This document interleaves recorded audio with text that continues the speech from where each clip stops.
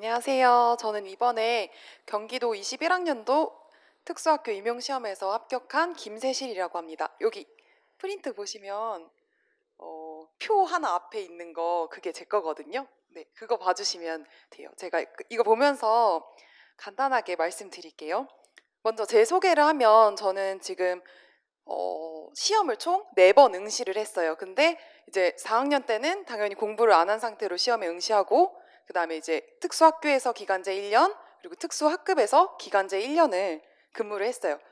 시험은 모두 응시를 했지만 항상 공부를 준비를 하나도 안 해갔기 때문에 모두 꽈락 점수가 나왔고 뭐 총점 합 20점을 넘어본 적이 없는 그렇게 생초수였습니다.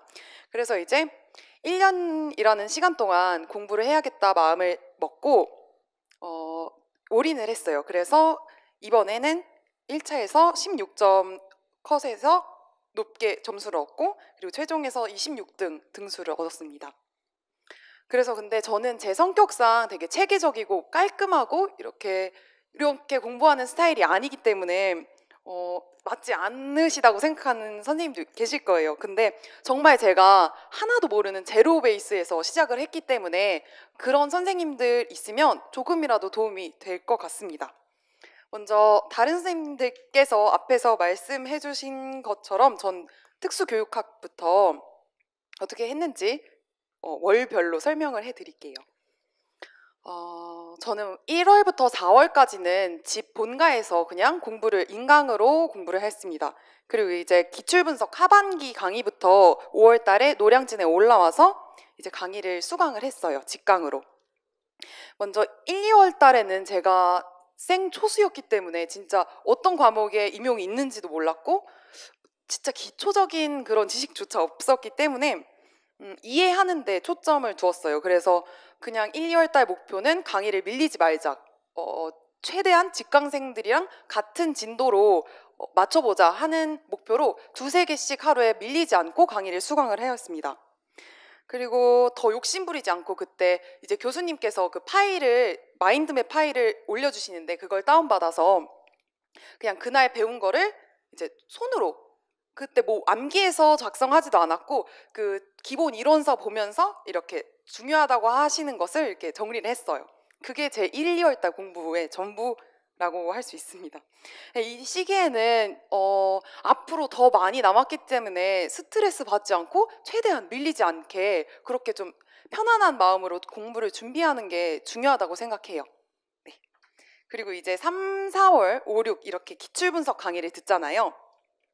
저는 3, 4월 때는 이제 집에서 공부했기 때문에 먼저 이제 3, 4월 강의를 듣기 전에 연필로 먼저 기출 문제를 풀어보고 그 다음에 이제 강의를 들었어요. 그 다음에 이제 필기를 하고 나서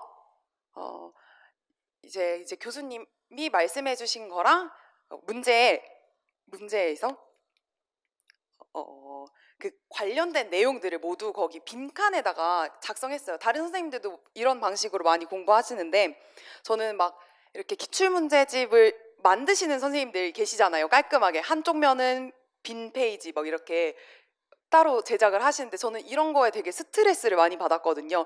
깔끔한 자료를 만들어서 체계적으로 공부하는 스타일이 너무 아니기 때문에 그냥 뭐 이런 기출문제집이야 하나 더 사면 된다. 나는 그냥 내 방식대로 지저분하게 공부를 하겠다. 이렇게 생각을 하고 그냥 해당되는 내용을 이게 연습장인지 기출문제집인지 모를 정도로 그 기출문제집이랑 답지를 적극적으로 활용을 하였어요.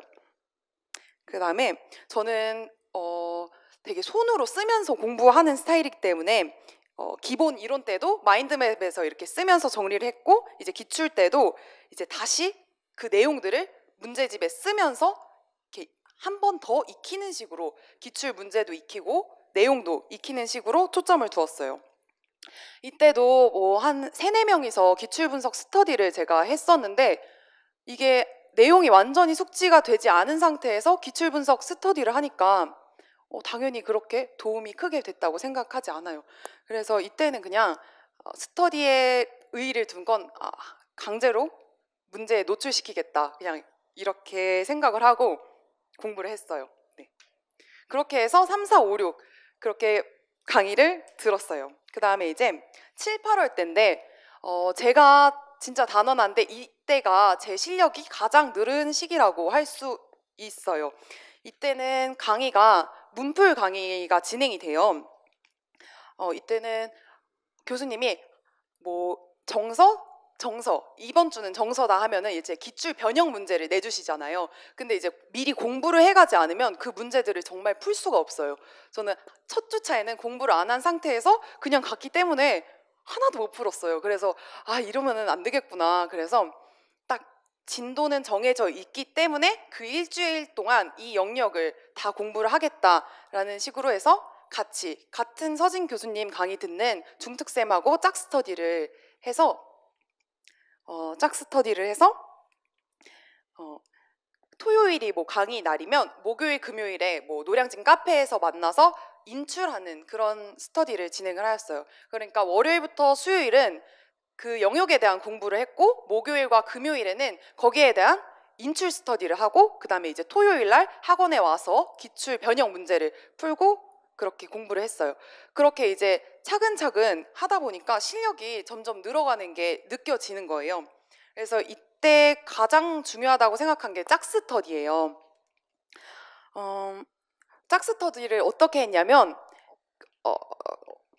선생님과 이렇게 1대1로 마주 보면서 이제 미리 월수 동안 공부를 해봤잖아요. 그럼 이제 선생님 여기에 대한 장점 말해보세요. 이러면은 말해야 돼요.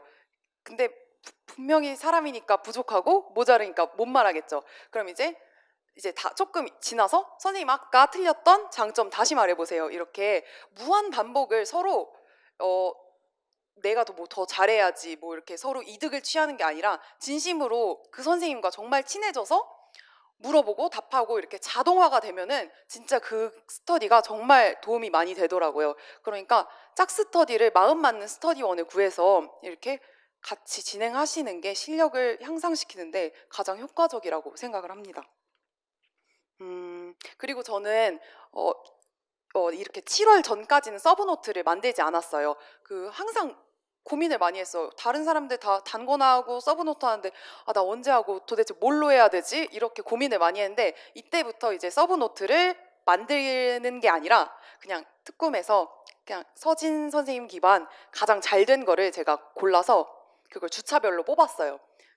이번 주에는 정서하는 날이다 하면 정서에 관한 서브노트 부분만 프린트를 해서 이렇게 그 링 있죠. 링으로 이렇게 끼워서 이제 그 이론서 보고 그다음에 이제 서브 보면서 기출된 거 표시하고 그다음에 이제 중요하다고 생각하는 거 하면서 이제 저는 옆에 놓고 쓰면서 공부를 했어요. 쓰면서 엄청 쓰면서 연습장도 이만큼씩 쓰면서 그렇게 암기를 했어요. 그래서 그럼 이제 7, 8월이 지나면 그렇게 매 주차별로 정서, 자폐 뭐 이렇게 늘어나잖아요.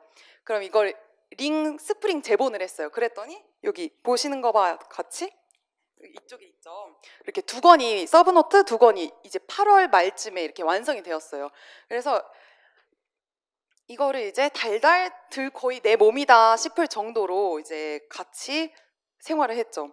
그리고 7, 8월에서는 이제 교수님께서 그 연습 문제를 내주시는데 이거를 그냥 이게 중요하다고 생각하는 부분과 그다음에 기출 변형된 부분, 강론 이게 요약된 자료라고 저는 생각하거든요. 2장짜리인데 그냥 이거에 대한 답을 모조리 외웠어요. 이 연습 문제를 그렇게 연습 문제를 외우니까 저절로 강론 공부도 되고 그리고 기출에 대한 공부도 되고 이 연습 문제를 외우고 그다음에 연습 문제를 외우고 나서 이제 강의를 듣잖아요. 그러면 문제도 잘 풀렸어요. 그리고 나서 이제 강의를 듣고 이제 기출 변형 그때 나왔던 부분을 스티커로 이렇게 표시를 했어요. 이때 교수님이 여기 이 문제가 나왔지 하면 이제 서브노트에 별 스티커를 사가지고 이거 기출 변형 7, 8월에 나온 거다 딱딱딱 이렇게 붙여놨어요. 그럼 이제 기출된 거 서브노트에 표시가 되고 그다음에 기출 변형 문제 교수님께서 찝어주신 거 이제 서브에 표시가 되겠죠. 그리고 이제 제가 중요하다고 생각하는 부분은 거침없이 형광펜으로 칠을 하면서 그렇게 서브노트를 완성을 시켰어요. 그렇게 8월 달이 지나가는데 이제 어느 정도 다 안다고 생각했지만 여전히 뭐 그렇게 자동화가 되지는 않은 상태였어요. 그래서 이제 9월, 10월 이제 모의고사를 보는데 이때 모의고사는 2주에 한 번씩 총 5번이 진행이 되거든요. 이때는 연도별 기출 문제집을 구입을 해서 그걸 정말 무한 반복으로 풀었어요. 무한 반복까지는 아니지만 거의 한 6번 정도? 네, 그 정도로 문제를 풀고 다시 한번 프린트로 인쇄해서 기출문제를 다시 풀고, 근데 이쯤 되면은 3, 4월에도 기출문제를 풀잖아요. 그럼 이제 어느 정도 답이 외워진단 말이에요. 뭐 이 문제 18년도 초등에 나왔던 문제는 뭐 이렇게 답이 외워져요. 근데 이 답을 외워서 내가 기출문제를 푸는 거는 공부가 아니고 그냥 자동적인 거잖아요. 그래서 그때 3, 4월에 했던 것처럼 그때는 이론서를 보고 답을 적었지만 이때는 아무것도 안 보고 문제를 보면은 여기에 관련된 뭐 시각, 청각, 뭐 의사소통 이거를 다 그냥 체계 없이 뭐 이게 지저분하지만 그 기출 문제가 곧 연습장이다 생각하고 인출을 했어요. 쓰는 인출. 그렇게 되면 시간이 되게 오래 걸리는데 여러 영역을 되게 한 번에 볼 수 있다는 장점이 있었어요. 그렇게 9월, 10월 달에는 기출 문제를 무한 반복으로 많이 풀었어요. 네. 그다음에 이제 모의고사를 이제 교수님이 내주시잖아요. 이제 그럼 다른 종류의 스티커를 사서 다시 제 서브 노트에 그 모의고사에 출제된 부분을 스티커로 이렇게 딱딱딱 붙여놨어요. 그럼 이제 서브 노트가 되게 굉장히 중요한 거에서는 진짜 정말 거의 검정색이 되다시피 까매지고 중요한 게 딱 보여요. 후반기 되면. 그럼 그 부분은 이제 누적 공부가 되니까 저절로 외워지는 거예요. 그렇게 공부를 했어요. 네. 되게 대단한 게 아니지만 계속 꾸준히 하시다 보면 그렇게 될 수 있으세요. 네. 그렇게 해서 특수교육학은 그렇게 됐고, 그 이외의 과목들은 장특법하고 총론 같은 경우에는 그냥 남들 하다시피 다 밴드 스터디 하고 그렇게 상반기에는 했는데, 이게 밴드 스터디만 하다 보니까 인출이 안 되는 거예요. 그래서 이제 이 밴드로는 이거 빈칸 채우는 걸로는 안 되겠다 해서 친한 선배랑 이제 구두 인출로, 자 오늘은 17조 뭐 이렇게 딱 해서 말해보세요 하고 시간초 재놓고 뚜루루룩 말해보고 이런 식으로 공부를 했어요.